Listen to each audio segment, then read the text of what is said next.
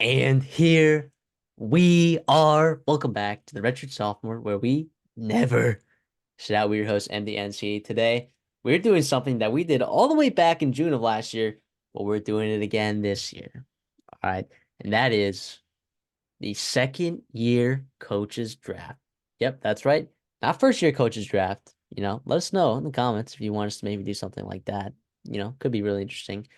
But the second year guys, the guys that have already had their first year, have implemented the culture, have hired the staffs, have brought in some players, their first year in the transfer portal or second year in the transfer portal, where things may be starting to kind of take shape. And it's like, who are we high on and who are we not high on?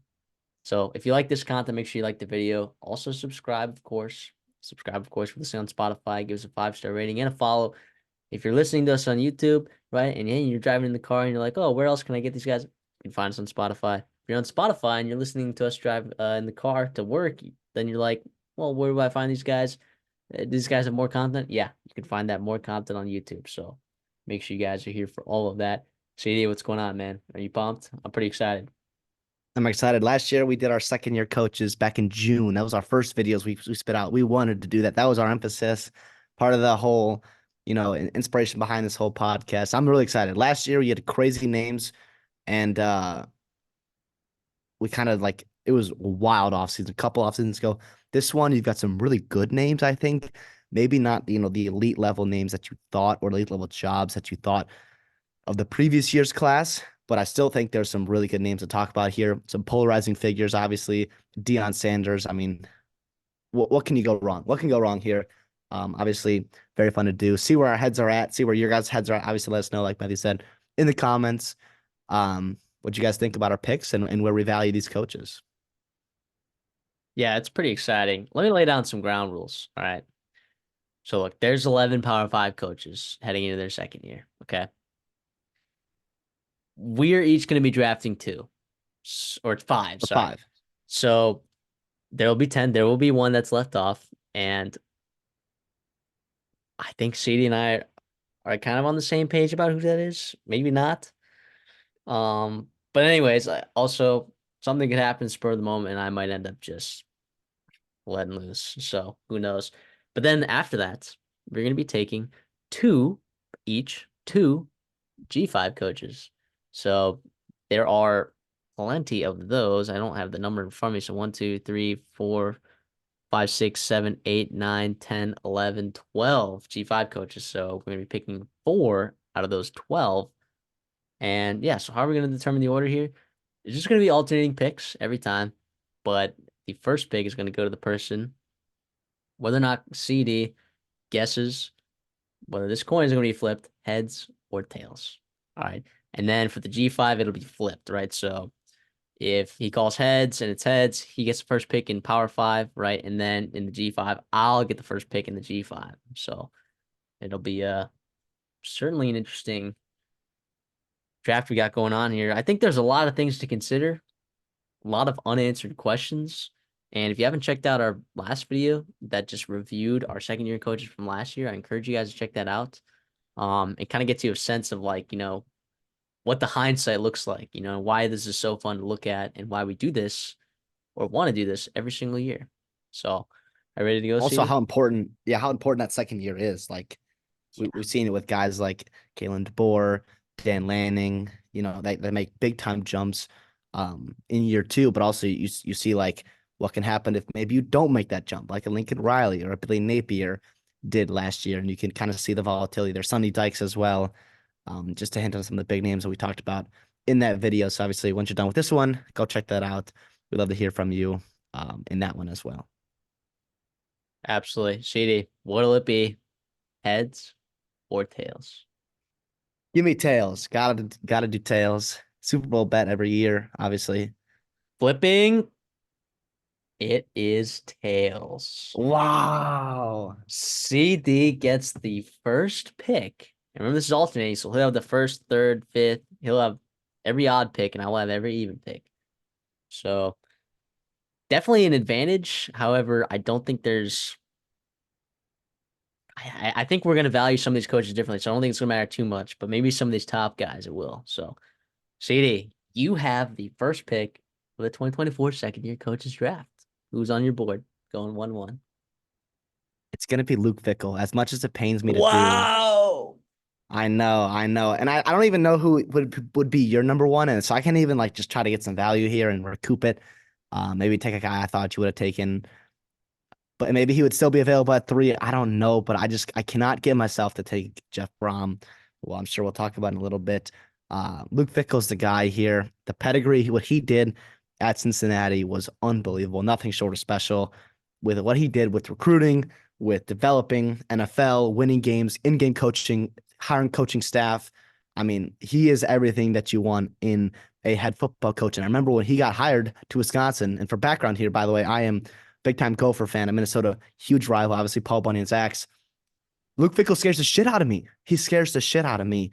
What he can do at Wisconsin, the resources they're obviously investing in him, the way he's being able to stockpile talent at the quarterback position, at defensively, and even O line. Obviously, you're not going to have problems with recruiting in the Midwest here, but regardless, I think what he can do at Wisconsin is pretty scary. And I think if you ask me top 10 top coaches in the Big Ten, I mean, to me, he's right in that top five, top four, to be honest. And I just think he, obviously, year one maybe wasn't the success that you thought it was. I was actually lower on him last year, like on Wisconsin last year, not lower on Fickle, but Wisconsin in general, because I thought it was going to take a while to implement their system. We'll see if Tyler Van Dyke works out. I'm not worried about this year. I'm talking about 2025 and beyond. I really think Wisconsin's going to be able to. I mean, you guys remember they were elite. They were going to Rose Bowls every year. They were competing for playoff spots, BCS bowl games. Like it's a really, really good program. The resources are there. The state has some nice talent that they do a good job keeping home typically. Now the borders are kind of leaking right now with Minnesota coming in, plucking guys. You got Penn State coming in, plucking guys. So stuff like that's happening. But I do think Fickle and his staff can actually recruit a little bit more nationally than they've had maybe in prior years. But regardless, I think Fickle, high school recruiting, transfer portal, coaching staff, in-game coaching, pedigree, he's my number one pick. Am I crazy for that? Am I crazy for that?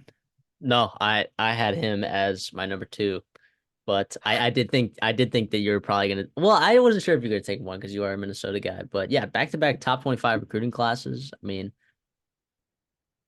what are you talking about here? Oh, no, not top 20. No, because he had 58th when he first came in there, and then they yeah, ranked. because it was bad. But it was also like not really his fault. He kind of salvaged Yeah, together a pretty good recruiting class. He got Amari Snowden to come in from yeah. Cincinnati. Christian Allegro came in and played nice for them this year. So And so yeah, he had a lot of work to do. But yeah, this yeah, the but full a top year. 25 class this year though, so that's good. And by the way, Kevin Haywood is a guy to really keep an eye out for early at Wisconsin. He's a guy that dominated these all-star games at the post high school season. Yeah, yeah. Yeah. Well, let me give you my number one. I'll go ahead and take Hugh Freeze. Fuck. Um, Frick. I'm sorry, Frick. uh, yeah, and the reason is here's the deal. Why this is kind of risky though. Like the expectations at Auburn are wild, right? And they do Yeah. not have a quarterback going into this year. They do not. Um, but a top 10 recruiting class for Auburn. Are you serious? A team that lives in the top 20, top 15, like the top 10 recruiting class is nice. Hugh Well, Freeze all okay. time. Gus Malzahn and whoever that Yes. shit that was there that the year, who I can't even remember his name. He was so bad. Gene The Chizik. last coach. No, not Oh, Gene Chizik. Brian Harsin. I was like, Brian Gene Chizik won a Harsin. national I mean, championship. those guys lived in the teens. They loved their team recruiting. Hugh Freeze is not playing around with recruiting. Yeah, no, he really isn't. And he's won everywhere he's been, guys. He's won everywhere he's been. Arkansas State won 10-3, 8-0 in the Sun Belt. And funny enough, he was actually replaced by Gus Malzahn there for a year. And Gus Malzahn did the same thing basically, but didn't go undefeated in the Sun Belt, which we know how good of a conference that is. So Ole Miss also, beat Alabama 2 years in a row. Like, what other coach can say that? Is there any other coach that can say that? Do we know? Um, I think it was, oh no, like 2 years in a row. I don't know. Give me a second. Give me a second. Yeah, CD will figure this out. He's our Bama analyst expert guy. Just right in here. Gotta ask Google right here. Gotta ask Google right there. Because I'm like trying to think. names that I There's would have thought of like Kirby Smart, but like the reality is no. he won the national championship, but then the next year they didn't even play against each other because LSU made the SEC championship. So like The only one that I'm didn't thinking about happen. is Les Miles from 2007 to 2008. But because No, let me but double check. Bama, but 2008, Alabama went. Oh, they may have gone 11-1 in the No, no, regular I'm season. no, it was oh no, you know what it was? It was 2010 they lost to LSU, and then 2011 they lost to LSU in the game of the century, Oh, and then and they then they came back came and they back beat and revenged that. Yep. So wow, what a pull from Sadie right there. That guy's nice. him. So, but yeah, and then of course at Liberty he did what he did. Liberty Bibbity, uh, just winning ball games, right? With the very nuanced offense that gets guys open, plays well to the quarterback. Okay, and you even saw like against Alabama this year, they did not have a quarterback that could throw the ball more than 15 yards down the field. And they moved the ball in that Alabama defense. Moved the ball, dude. The misdirection and the way that they schemed that up was an absolutely A-plus game plan. I am a Texas A&M fan. I am terrified. Terrified to go to Jordan Hare the week before we go play Texas.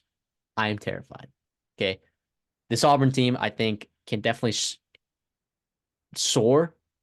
And with the playoffs too, like it feels like with the playoffs inbound, right? I think the um expectations amongst some of those programs are going to kind of decrease artificially because I think the expectations is going to be like, all right, every now and then let's make the playoffs, which is I think an easier goal in mind than to win the SEC West or beat Alabama every year or win the national championship, make the college football playoffs when there's only 14 playoff.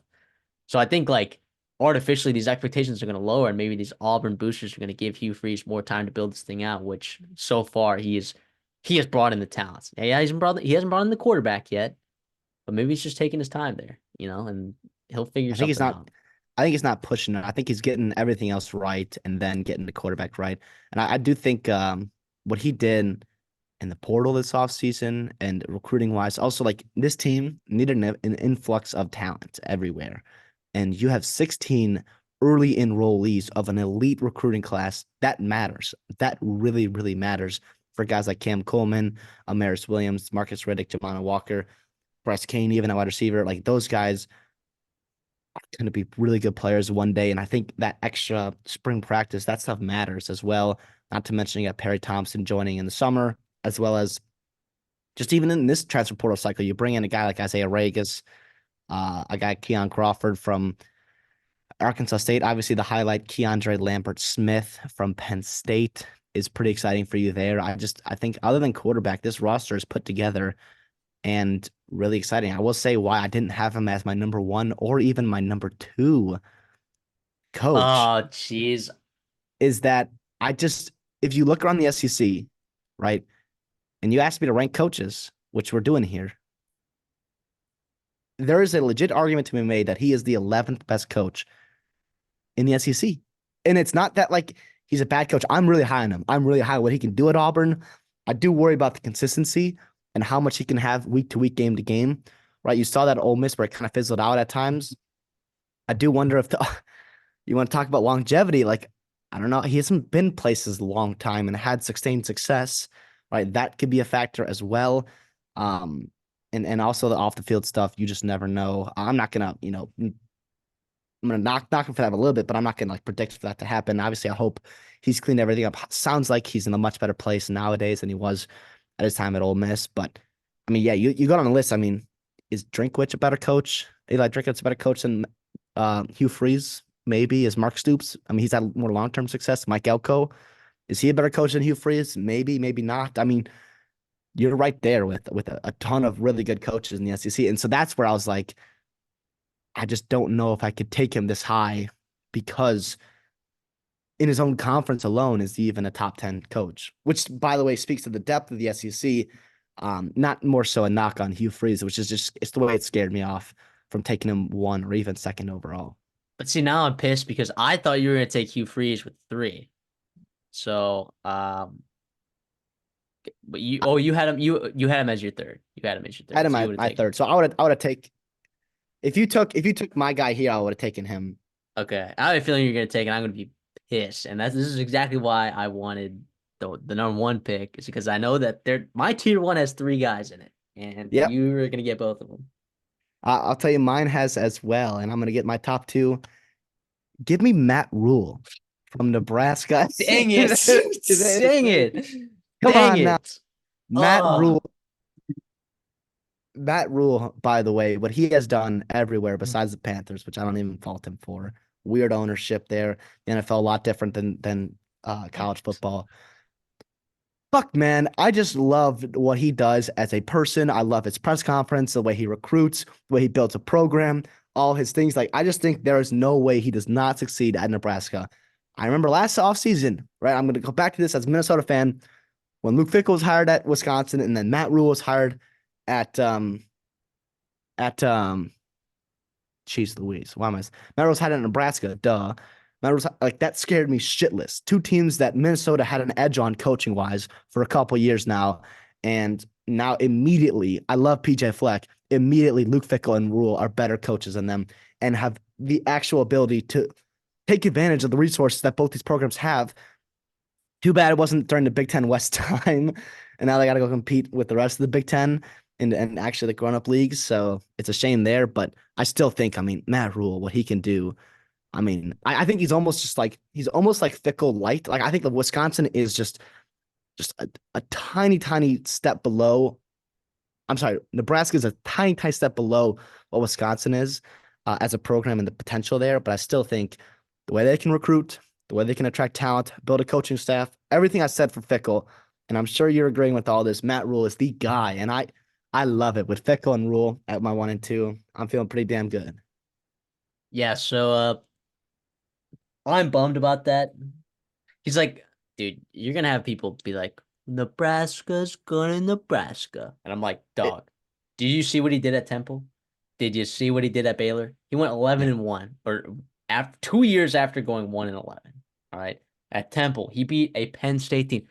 Remember the name PJ Walker, you NFL fans? Yeah. Who do you think put that dude on the map? After starting 7 and 0, they got the 10 wins that year, and then the next year they got another 10 wins at Temple, winning the conference championship at motherfucking Temple, man, at at Temple. Temple, at Temple, dude. So Temple's one of the worst programs in college football, right? In terms of like the AAC, like it's the worst program in the AAC, in my opinion. Them and Tulsa, right there. wow, really, I mean, there's some new programs in the AAC now, so you I don't know. There might be some worse ones than that now, but all I'm gonna Maybe say, Matt Rule is a dog.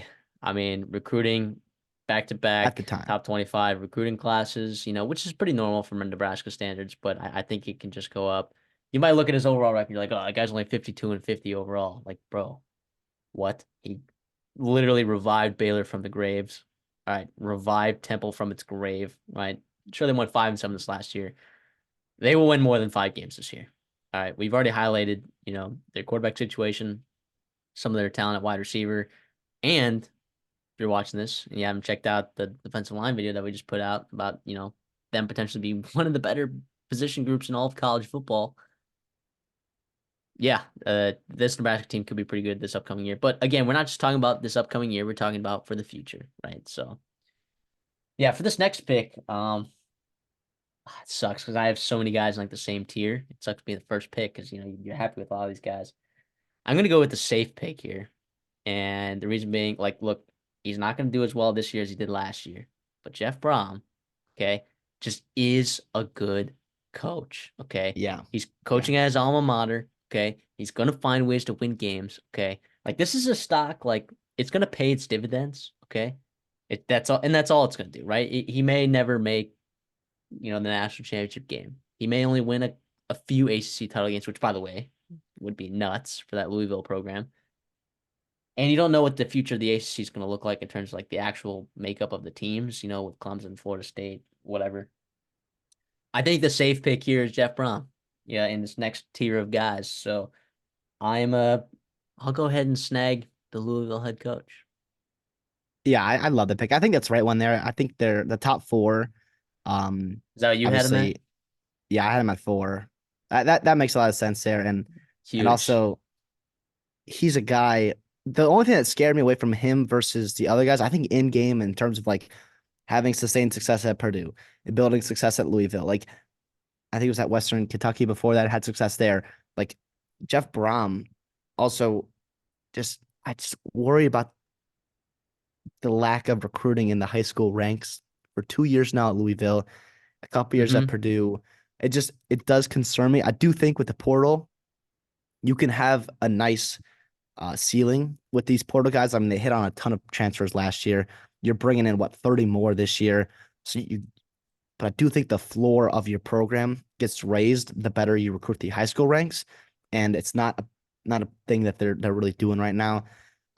Again, elite quarterback coach, elite offensive mind, success everywhere he's been, and shit. I mean, Lack he's of gonna lack of talent has not been a problem for Jeff Brown. no high end talent. I do think like your depth and whatnot. Like I think he could struggle with that, but there's also money to be had and given at Louisville, which is a nice thing that he didn't have at Purdue really. So yeah, I think he's a good evaluator of talent too in terms of uh, maybe getting some low end guys. I mean, he helped with the Nick Scorton signing, which was obviously unbelievable for Purdue as well. Going down to Texas, getting a guy like that. So we'll see here with Brom, but again, I do like the future of the program. Again, I do think there's a reason why he's behind those top 3 guys, but again, 4 is a great spot for him. Yeah, absolutely. So I'll stick with Jeffrey Brown at 4. So I'm curious to see who you pick at 5 because I got a lot of guys that are kind of in that same tier. Yeah, with fifth pick, I'm gonna go Brent Key here with Georgia Damn Tech, it. continuing the Georgia Tech run that I have been on for a couple years now. If you followed the show for a while now, I've been pretty high on them.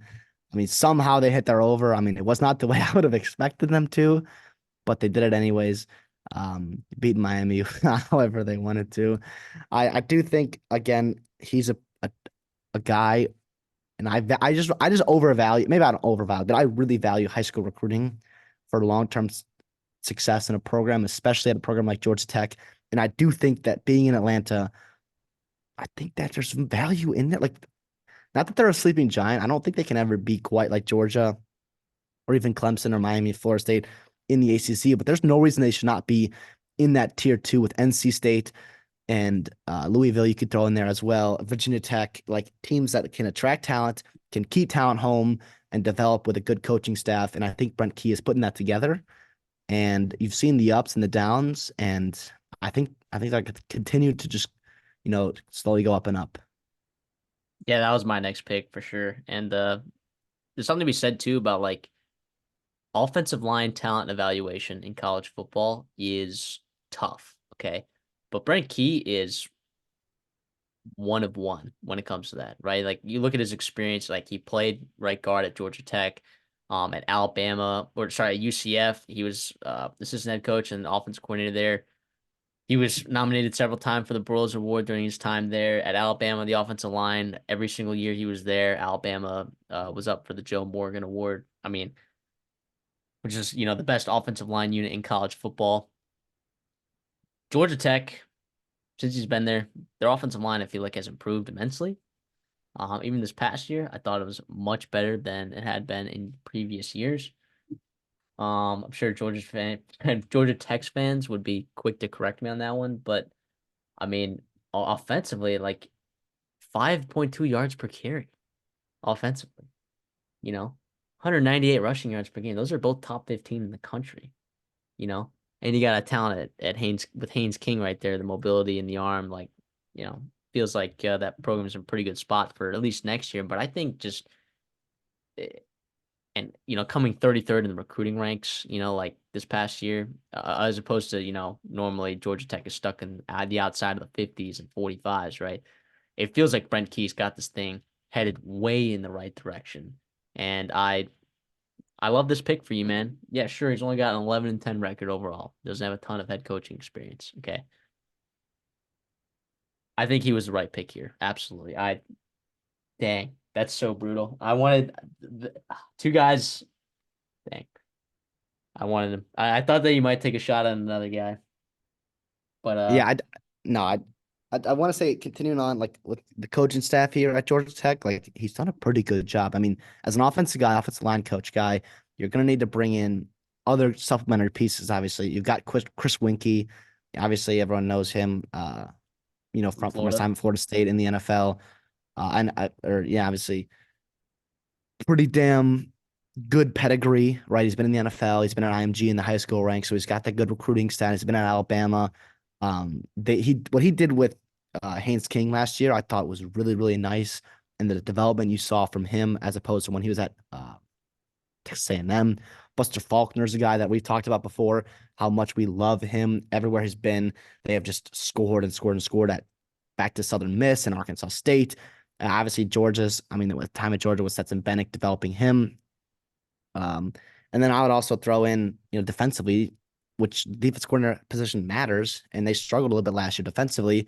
You bring in Tyler Santucci, and by the way, I know you know a little bit more about him than I do, but I mean, if Mike Elko trusts you to call his defense, right from Duke, I'm going to trust you too, and I know he's a good recruiter as well. Yeah, didn't close the deal on a couple linebackers, but overall, yeah, no, he is a good recruiter and he is a good defensive coordinator, I believe.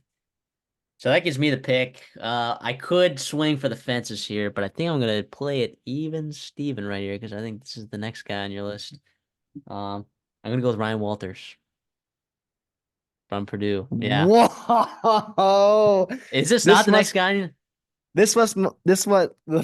this must feel what Howie Roseman feels like.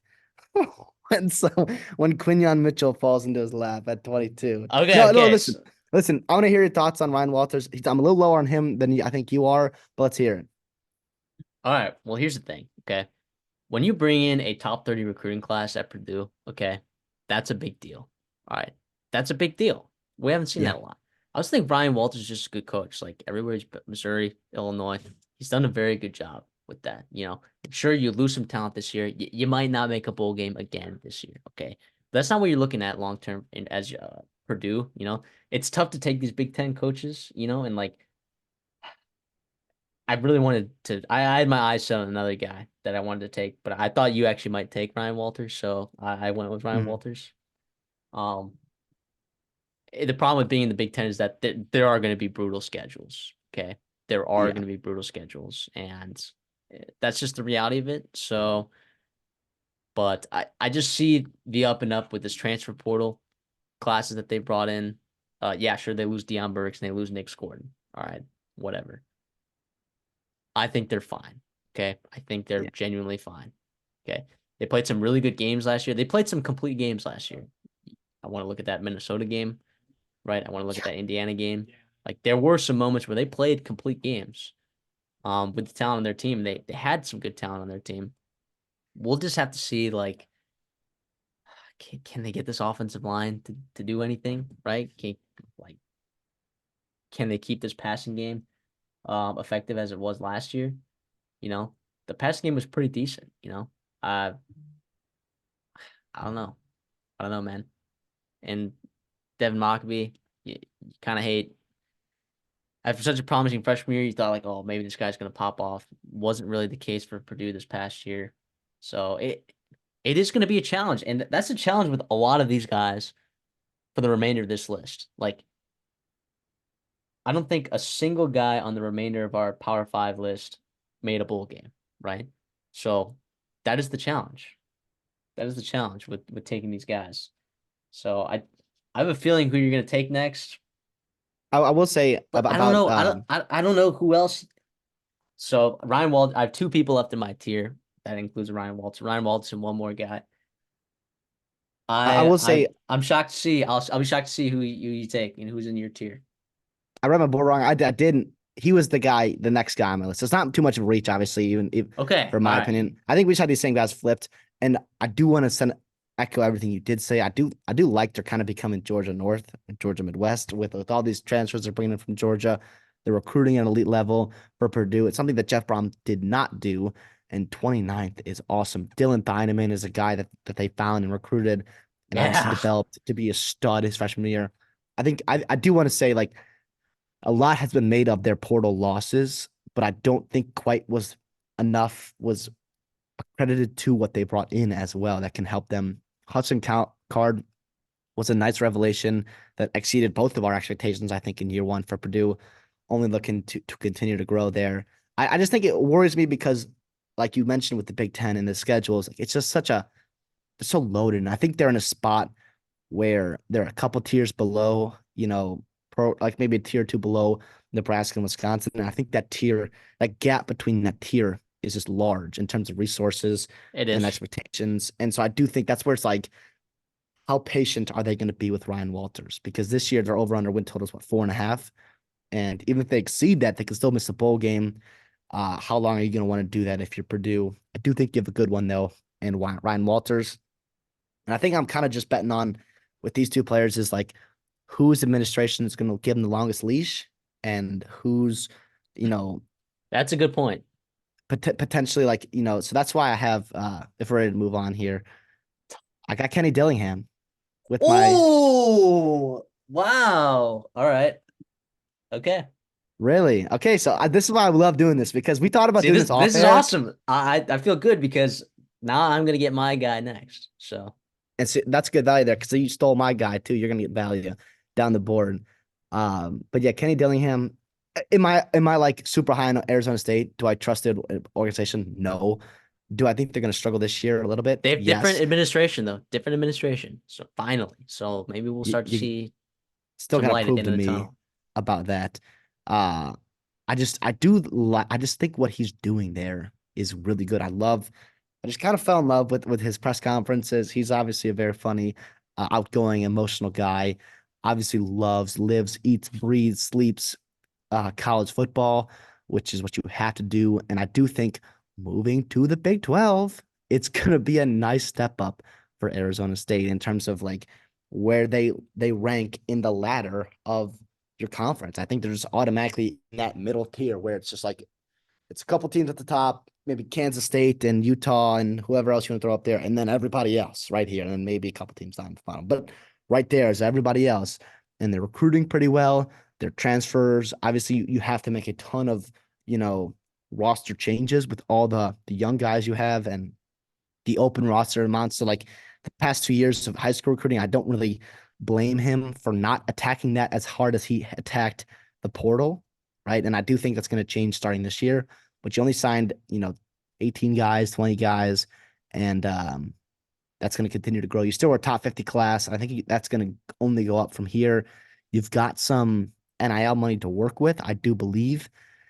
And with the pieces you brought in, I mean, I think it's pretty telling on who transferred out. And I know you got some guys that are pretty good transferring out and some high profile guys like Jaden Rashada, but it sounds like Sam Levitt's a dude there that they found. They got a couple years of eligibility with him. You bring in Jeff Sims, who, obviously say what you want about him. It's a nice piece. And if there's anybody that's going to get something out of him, it's Kenny Dillingham, by the way. So again, I also do love the fact that he is so good with quarterbacks with offenses that like you don't have to have a revolving door at the offense coordinator position. Like it's not a huge deal. If somebody leaves or whatnot, it's going to stay the same kind of no matter what. So, yeah, Kenny Dillingham's I thought there. I would love to hear who you got next, but I kind of want to hear your thoughts on Kenny Dillingham uh, with this pick here. No, I actually like the Kenny Dillingham pick. It's not a bad pick at all. I like swinging for the fences per se. Some of these bottom picks. Um, but I do think Kenny Dillingham is a good pick, right? Like, I mean, yeah, sure, you talked about, I was kind of relying on the transfer portal right now, and like obviously you saw the depth on that team from last year, like and what happened when you had a couple of injuries. It was absolute chaos and it was brutal, right? But yeah, I guess for next year, right? If you're bringing in Jeff Sims and you're telling me these beat writers and whoever, oh, he's going to compete for the job with Sam Levitt, He's not. it sounds like either he's not or Sam Levitt is not a guy, right? So that in that instance is a little bit scary. They're doing a schedule with the Big 12 is easier than Ryan Walters has it at Purdue for sure. Uh, I just kind of got to see it to believe it, right? You have your in-state rival in Arizona having a really good year, and I think Brent Brennan can do some good things for them. So just maybe like a bad time, like if Arizona is starting to click, in some degrees, terms of taking some of your talent from your state. Um, and even Texas Tech teams there that are creeping in, like you just scares me a little bit, right? Uh, However, I do think the guy that I would have taken in this spot, I think probably is definitely more risky than I think Kenny Dillingham. So, and I think you could probably guess who it is. So I'll just get going on with that. So with this next pick, I'm gonna go with Troy Taylor. Yeah, believe it or Okay, let's not. hear it. Let's keep Believe it or going. Let's not. keep going. Believe it or I not. love that. I love that. By the way, I love that. Okay, because I had a feeling that you were gonna be super high on Troy Taylor. Um, but I guess I was to some degree wrong. But I'm looking at the board right now, and I'm confused as who you would take over Troy Taylor at this point. No, no, that was who I was surprised. That's who I would have taken. That's a very surprising pick, though. I thought you would go somewhere else, but let's hear it. I'm Oh, excited you for thought this. I'd go somewhere else. Oh, you thought I was like swinging for the fences. Yeah. Yeah, no, I'm not like that. But yeah, I mean Troy Taylor in his time at Sacramento State, he was fantastic. He did a really nice job at Utah, being the offensive coordinator as well there. I mean, anytime you get a recruiting rank for Stanford inside this top 30, that's good news. I think the talent on this team is slowly increasing, right? Like you lose guys like Benjamin Yurcek. Okay, oh well, right? I think there is definitely some talent on this team. And the reason why I like this slightly better than Kenny Dillingham is because I think one, he will get a longer leash than Kenny Dillingham will because of the slack that you got to give for a guy at Stanford. Okay. But also the ACC schedule, right? And this is kind of a swing for the fences because it's kind of also banking on the fact that the ACC might not be as strong if a team like Florida State leaves, right? So, Yeah. uh, that's why I was also like super high on Brent Key, and I was so pissed that you took him because I thought like in the future, like if Florida State and Clemson left, then like who are the teams there that can take the reins? You think about North Hmm. Carolina, if they don't move, but Georgia Tech's one of those teams that I think about. But it is interesting though because they're gonna have to fly across the entire country, like for like 4 games every year, which sucks a ton. But people are also gonna have to fly out to California 4 times a year. Yeah. So Now is the environments is the home field advantage at no. Stanford not quite what it's going to be going into, and some of the if you're flying into Virginia Tech and you're playing Enter Sandman, it's going to be tough, obviously. But you dealt with that on the on the West Coast with Pac-12 schools, Wisconsin or Washington, and even I throw Washington State in there as a pretty rowdy environment at times. So yeah, I do think In this one's Pullman. interesting. I do think it's interesting because it's almost a very unknown guy. I mean, this guy came from Sacramento State. You haven't seen him in D1 before. I guess with back at Utah when he was there. But what gives me some future hope about it is right away he was able to recruit pretty damn well. We talked about it early in the year. I believe you took their under. Was it 2.5 or It's 2.5. You get a 3 at some places with a lot of juice, but I thought I'd get it at plus money there, 2.5. And Colorado, what in the heck are we doing? that's one of the which is one of What the in yeah. So, what but in the anyways, heck are I we doing? when we talked about them in the beginning of the year, we were like, the momentum is nice, and the recruiting portal and the recruiting um momentum that he's having is awesome, but it's not going to help him this fall, right? And it's maybe this coming fall, it's going to help him with Elijah Brown, Benedict Uma, Dylan Stevenson, guys like that, Cole Tab coming in that can make some impacts for you. I do think the portal process is tough at Stanford. It just is, right? Um, to get that done. But what also gives me hope is the way they recruited.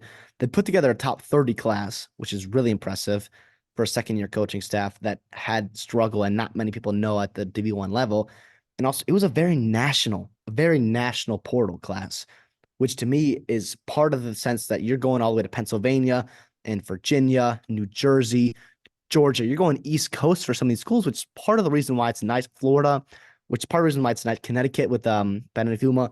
You've got these guys in the ACC, which is helpful. There, you got your ACC ties, and you have Troy Taylor and his staff, which are very, California heavy with his time, or the West Coast heavy with his time, Sacramento State, Utah, Eastern Washington, played at Cal, and all that stuff. So like that's part of the reason why, again, like Stanford, not too long ago, it was a national brand with Andrew Luck, Kevin Hogan. Davis Mills, and guys like that. Like there is some talent that has come through Stanford. McCaffrey, obviously, lighting up the NFL. So I do think it's very interesting. Toby Gerhart, I'll throw in there, stud back in the day with Harbaugh. So yeah, I think this one's a nice one. I was hoping to get him late round and steal him, but credit to you for getting the value there at the end of the rounds here.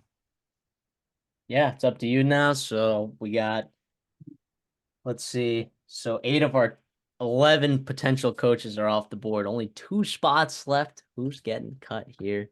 So CD, I get this what is do you my got? last. This is the last pick I get here. This is your last pick for P5, and then we'll move to G5, where I will lead the charge this time, so you can't I freaking know. steal everyone. Lucky you. I guess with my last pick, I might as well throw a dart. And as much as I love David Braun, and shout out Cincinnati with Scott Satterfield, give me Wow. Deion Sanders. Give me Deion Sanders here. I know you're celebrating here, but I do think the value is there and the upside is there. And also, we talked about it in our previous video with Mike Elko, Kalen DeBoer leaving other jobs. When Deion Sanders moves over to the NFL with the Dallas Cowboys and goes and This you get the reunites stock, with Jerry Jones, you get the point boost, you know? I got to get something for that. But I do think that like it's polarizing. It's very tantalizing to think. Obviously he talks pretty loud. He's got some talent that's coming in. Jordan Seaton. I mean, you have 11 guys coming in, right? But you also have like there's some really good players coming in from the high school ranks and supplement that with I think this is a You mean much several. You mean like literally like a countable handful. on my hand. Yeah, Countable on my hand. you've got five blue chip prospect 4 blue chip prospects coming in out of 11, which is pretty good. And by the way, 4 is more than Kenny Dillingham has, more than, you know, Ryan, I mean, not Ryan Walters. But regardless, I mean, you're recruiting at an 80th level, but he's not going to do that there. And I don't know how long he's going to be at Colorado, but I do think with his ability to attract talent, whether it is through high school, mostly through the portal, I think that matters. And I do like this class a little bit more than last year's one, where you had a little bit more fluff in terms of, the Louis that he always talked about. All the potential guys he's bringing up. I do like what he did right away on the O line. Will it work out? I don't know, but at least he's going to change something, and you got a chance there. D line wise, I think you're bringing in some dudes. A couple guys from Pitt, which I really like. Um, Obviously, a couple guys from Houston and Alabama as well. So yeah, we talked about the wide receiver room, which is stacked, which is absolutely loaded, and obviously that's to help his son Shador Sanders, make the most out of that roster. But I mean, I don't know. I mean, what's not to like here? With Deion Sanders.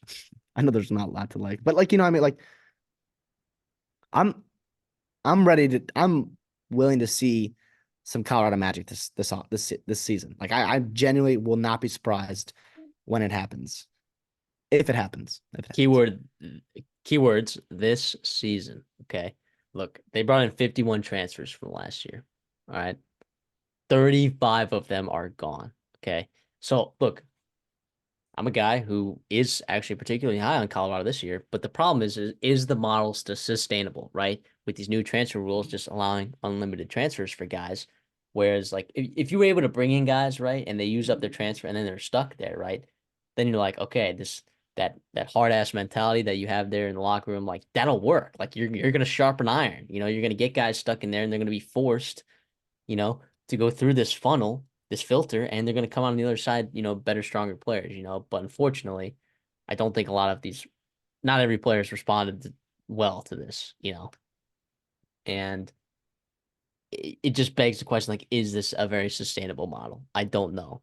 I really don't know. So that's why, like, here for me, like, Deion Sanders was like my last. I had him over Scott Satterfield, but the volatility of that stock is just absolutely bonkers. So, but this is the point of the draft where you do take home run swings. So I don't blame you for taking Deion Sanders. Um, I don't blame you at all. Which leads me to my last pick. Sorry, Scott Satterfield. You're not getting picked here. It's gonna be David Braun from Northwestern. It is. I get it. And like what he did with this year was nothing short of absolutely incredible. He was incredible this year. They went 8-5. That is bonkers. I didn't think that they were going to win a single game last year. I thought they wouldn't won. That is bonkers. Winning 8 games, making a bowl game, competing in the Big Ten West. That was nuts. Yeah, sure, the recruiting rank was not very high. Okay.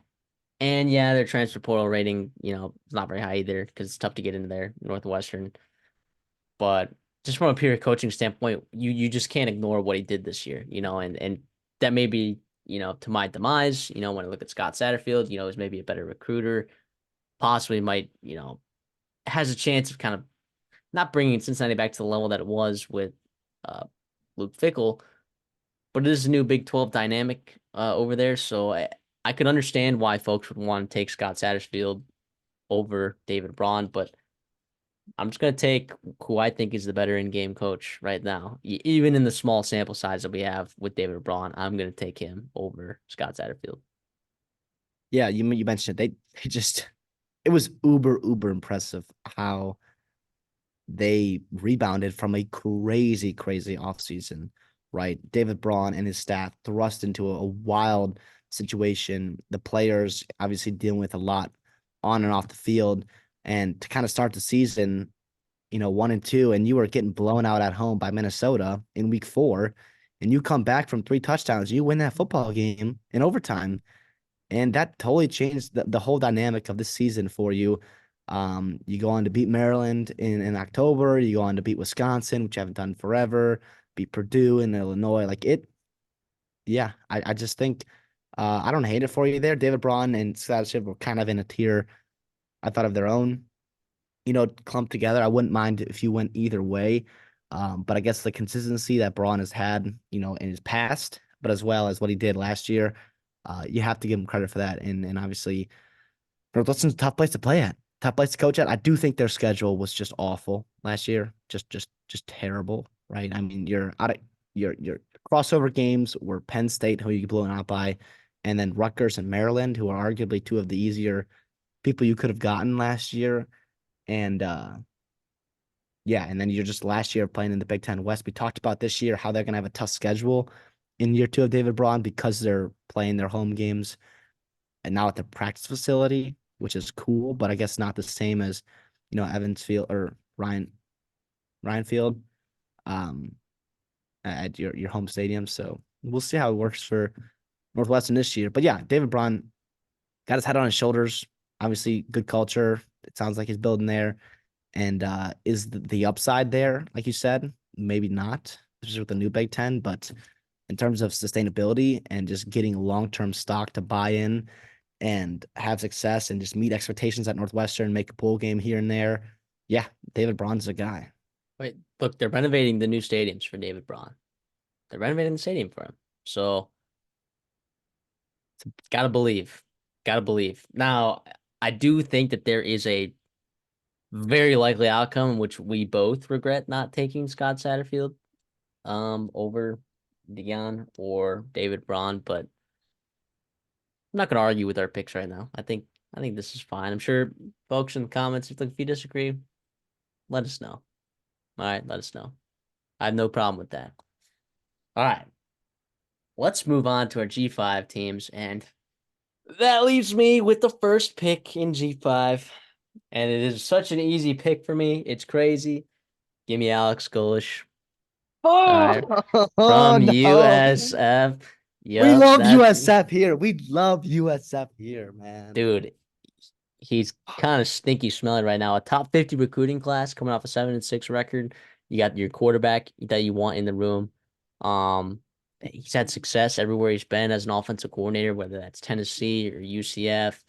He was a good tight end coach for in the Midwest there for a couple of years.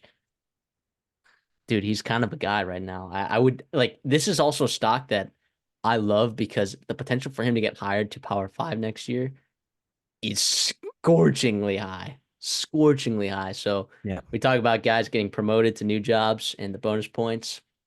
It's kind of like uh,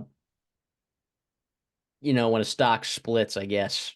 I'm buying the stock and it just splits everywhere. And then everyone's buying it, and then all of a sudden it just goes up, and you're like, wow, good thing I bought that stock before it split. And then all of a sudden then you just got this, then all of a sudden you got this guy, this company that's multi-billion-dollar company, and you're like, wow, that was a really good investment, when that stock was at $2. So I'm gonna take the Alex Golish stock. It's not necessarily low.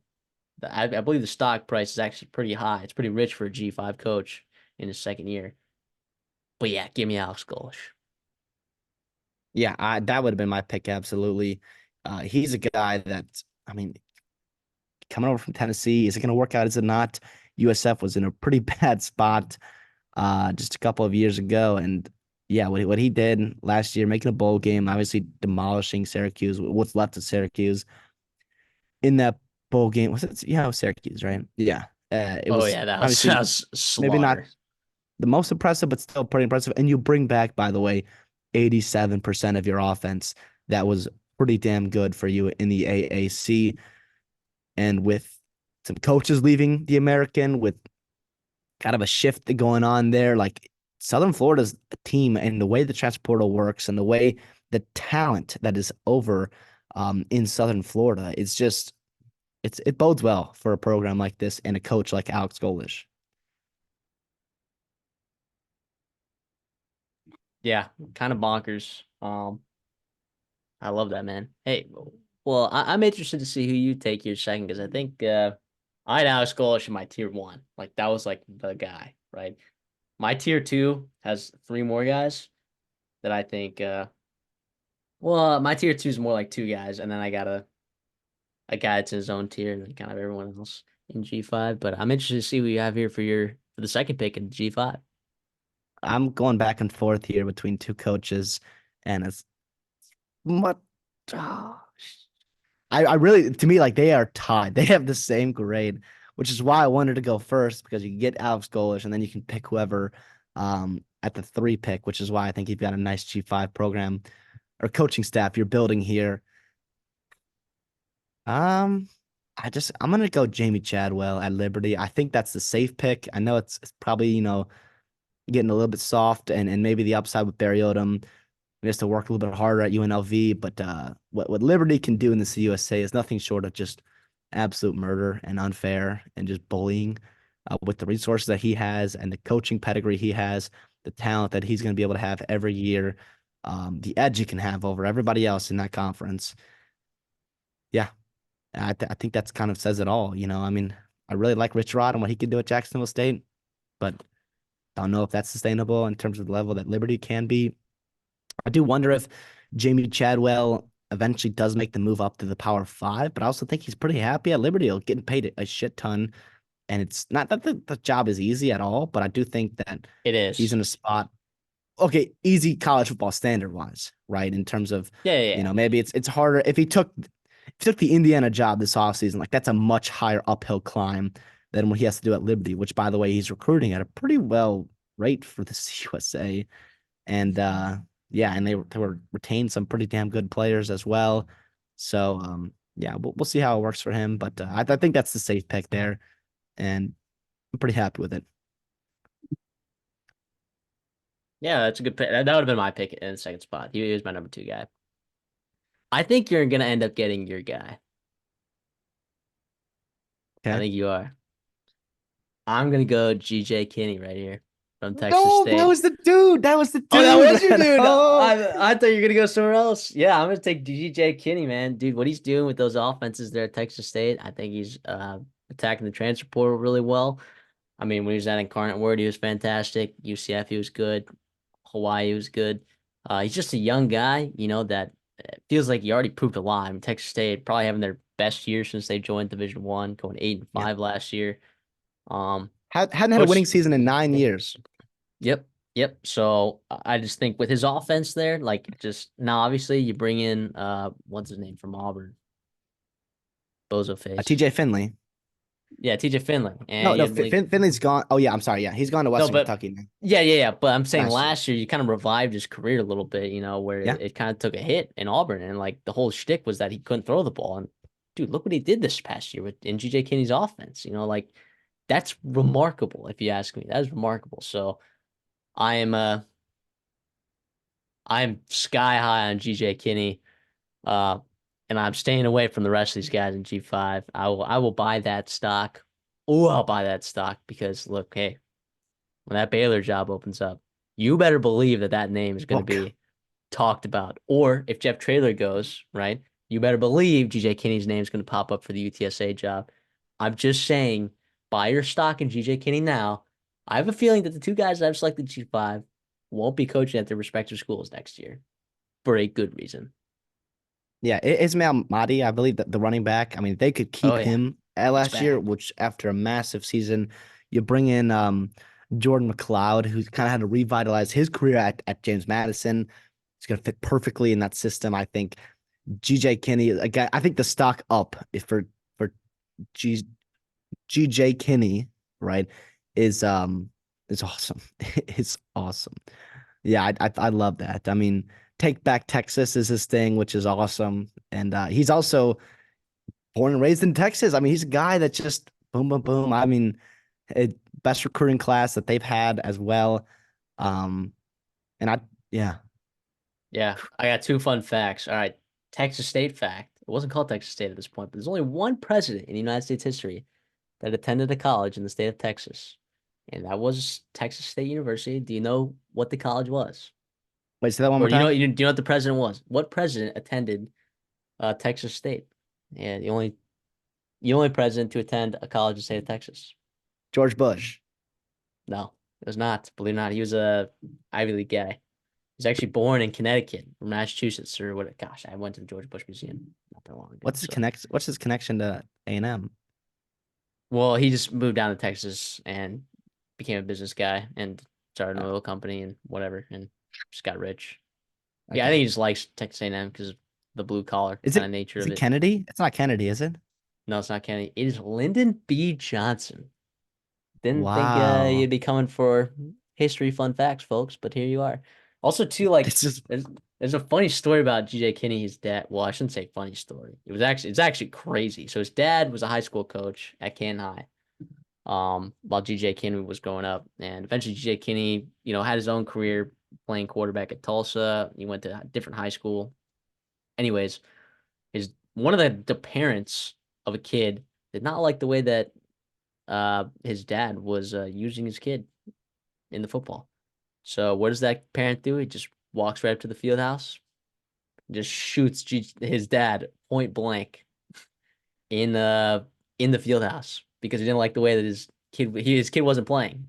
He just shot him. Yeah. So his dad, so GJ Kinney, he's talking with the police and they basically told him, "Hey, your dad's dead," you know. But his dad ended up surviving that. Isn't that crazy? wow. That's That awesome. nuts. I mean, that's terrible, but Mm. it's an A nutty incredible story story. there. I had to share that with the viewers because our job here is to inform, educate, and have fun, entertain as well. So I thought that'd be a cool story. But yeah. Anyways, I'll let you pick your last pick. I think I know what you're going with, but I really didn't love the fourth guy here. That's why I'm so glad that I got the 1, 2, and 3 or the 1 and 3 pick because I feel like this fourth guy you could go just in a number of directions. But I have my eyes set on a couple of them, but I think I know who you're gonna pick. I think I'm going pretty much chalk here with Barry Odom. Wow. Okay. Um, Yeah. I, I, I mean, you could think about Tim Beck. I thought about the upside with Trent Dilfer and UAB. I think Eric Eric Morris is doing Morris, interesting things at North Texas. Yeah, it was so. But I think what Barry Lance Odom did in year Taylor, one. Yeah, I Kevin Wilson. shut the fuck That's what I'm up. saying. No, That's what I'm saying. Like, I don't know. There's a couple guys out here. I think the upside with UNLV or like with Barry Odom in terms of like he's done it at a Power Five program. He's probably going to go back to a P5, a P4 job now. It didn't work out quite at Missouri, but what he did year one was awesome. And I think that he totally, switched around that program. He's bringing in some good talent. And yeah, you lose Jordan Maeva or Jaden Maeva to USC or in Georgia before that. But I mean, Matthew Sluka is a name that, by the way, everyone should know in the Mountain West. That's a guy that kind of came in under the radar to replace a guy like Maeva with Sluka from Holy Cross is uber impressive. He was a get with Bob Chesney there. And some other guys you're bringing in as well, like Tony Grimes. I know you're familiar with him with A&M and obviously North Carolina before that. And the recruiting class not bad. 75th is not terrible for Mountain West school. Top 60 transfer program. Yeah, I just think you bring back a solid amount of players as well. It's kind of exciting. I think I don't know. I just think I trust Barry Odom, not to get fired at UNLV, and I think that's part of that is, you know, eventually climbing the ladders up, into the Power Four ranks again. Yeah, I feel like have I been saying Power Five this whole time? I really It's mean hard. Power Four. When we It's say Power it's Five, we mean the four, uh, your Big Ten, your Big 12, ACC, SEC, and then the Sun Belt. That's what we say when we say Power that Five. It's when we say Power Five, we are including the Sun Belt. we Absolutely. include the Sun Belt That's what it and is. I GJ did Kinney. and GJ Kinney and GJ Kinney. Yeah, I like the Barry Odom pick. I mean, I I would have had real struggles like shying away from, Tom Herman or Tim Beck at Coastal Carolina. I think you could have convinced me of either over Barry Odom. I do think Jaden Maia leaving is a big deal, but I do think you're right. They do got a plan there in place at quarterback. And I do think Barry Odom is a good defensive coordinator. So I think he'll have stuff figured out for the most part. And, they recruited better than they have the last couple of years, 75th ranked class. I mean, so yeah, I don't hate that pick at all. It is chalk. You're right. But I'm happy with the guys that I got. Let's just say I didn't want to have to be forced to make that decision at the fourth pick. So, but yeah, I mean, to recap, your team is looking like Hugh Freeze, or sorry, Luke Fickle, Matt Rule, Brent Key, Kenny Dillingham, Deion Sanders, Jamie Chadwell, Barry Odom. My team is looking like Hugh Freeze, Jeff Brom, Troy Taylor, sorry, Ryan Walters, Troy Taylor, David Braun, Alex Golish, and GJ Kinney. In the comments, who won? Let us Let us know. know. Let us know who won. Yeah, we'll be revisiting this back again next year, like we just did for last year's edition. It'll be interesting to see these because I mean, again, only what one, two, three, four, four of these coaches made a bowl game last year. Well, I was including Power Five or the G5, so I guess eight of them if you include G5. But in terms of Power Five, it's only Hugh Freeze, Luke Fickle, Jeff Brom, Brent Key are the only ones that made bowl games. So it is interesting throwing darts to these guys. But I did want to give G5 their love because they have some good coaches that are going to be in Power Five pretty soon. So, Yeah. but yeah, anyways, thank y'all so much for tuning in to another episode of Redshirt Sophomore. We appreciate you guys so much. If you like the content, like the video, it's a simple rule that we have around here. Make sure you're also subscribed, right? Make sure you subscribe so you don't miss anything because we're going to have a lot of stuff coming out. A lot of stuff coming out. CD and I will be in Italy by the time you're watching this. So we'll have videos posted for you in shorts. So if you're on Spotify, go to YouTube so you can check out those shorts as well. But yeah, there'll still be some content for you guys. But then once we get back, we'll be hitting the ground running pretty hard here. So because I mean, look, it's May. As we're recording this, it's May 2nd. So we got a lot of ground to cover. But holy smokes, college football is right around the corner. Isn't that right? I can't wait, man. I cannot wait. Hope you guys are joining us with the journey. We already got a lot coming this off season. So make sure you're subscribed. Make sure you're the most educated person that you can be going into next year's college football season. Absolutely. We'll see y'all in the next one.